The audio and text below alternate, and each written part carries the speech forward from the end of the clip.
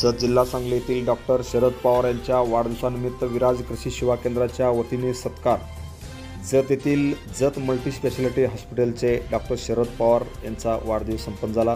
त्यांच्या वाढदिवसानिमित्त जत येथील विराज कृषी सेवा केंद्राच्या वतीने विराज कृषी सेवा केंद्राचे मालक माननीय प्रतापराव शिंदे यांच्या शुभ हस्ते त्यांचा सत्कार करण्यात आला। यावेळी कद्रे सर, टीव्ही मराठीचे संपादक मनोहर पवार यांच्यासह अनेक मान्यवर यावेळी खास करून उपस्थित होते। Press the bell icon on the video and never miss another update.